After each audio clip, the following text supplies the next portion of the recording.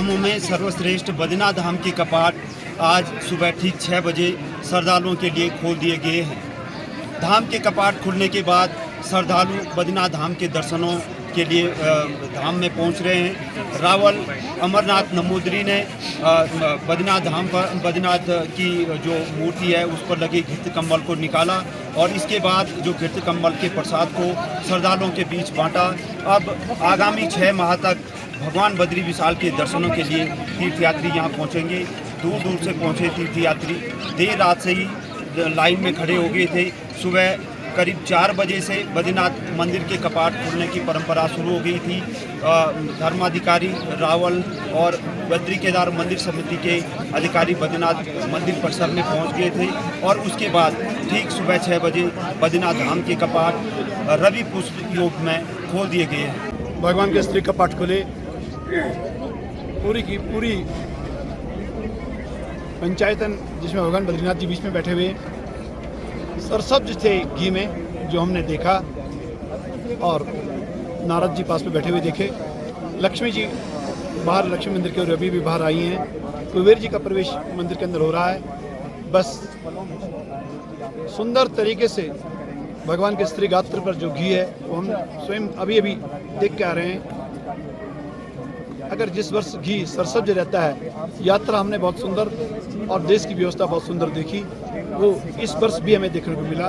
हमें लगता है कि प्रसाद चिन्नानी पूरा फलानी पहला दिन जिस दिन भगवान के दर्शन हुए बड़ा सुंदर था, पूरा वर्ष सुंदर रहेगा, यही हमें लगभग अनुभव है और यही भगवान से आशीर्वाद भी है। आज भगवान श्री बद्रीश्वर के पावन कपाट समस्त भारत राष्ट्र और प्राणी मात्र के अभ्युदय के लिए उद्घाटित किए गए हैं और सभी कल्याण की कामना की गई है।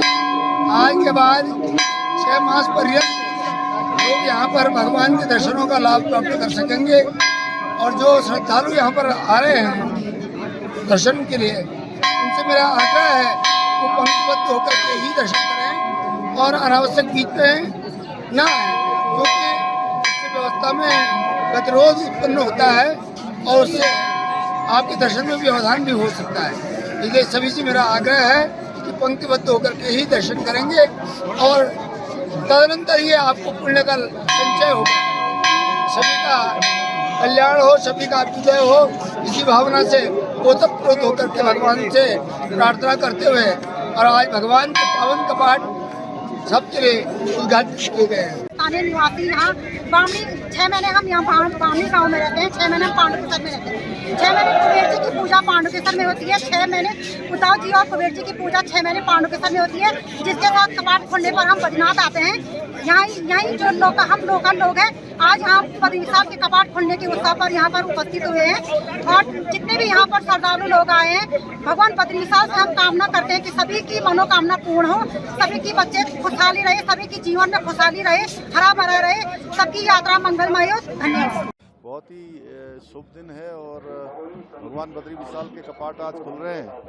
मैं सभी आने वाले तीर्थयात्रियों का, श्रद्धालुओं का, सबका देवभूमि उत्तराखंड आगमन पर, भगवान के द्वार पर पधारने पर सबका स्वागत करता हूँ, अभिनंदन करता हूँ और भगवान से प्रार्थना करता हूँ कि सभी आने वाले तीर्थयात्रियों की, श्रद्धालुओं की यात्रा कुशलतापूर्वक संपन्न हो और यात्रा सबकी अच्छी हो। उसके निमित्त सारे प्रयास किए गए हैं, सारे प्रबंध किए गए हैं।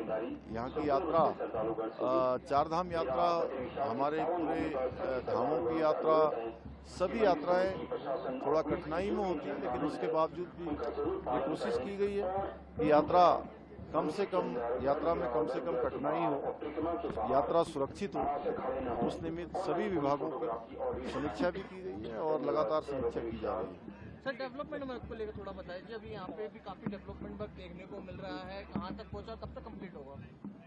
देखिए, डेवलपमेंट वर्क का हम लोगों का भी और आदरणीय प्रधानमंत्री जी लगातार इसकी समीक्षा करते हैं। उन्हीं के मार्गदर्शन में, उन्हीं के नेतृत्व में भगवान बद्री विशाल के मास्टर प्लान पर काम हो रहा है, क्योंकि 6 महीने काम यहाँ नहीं हो पाता है, लेकिन उसके बावजूद भी जो 6 माह का समय होता है तेजी से काम होता है।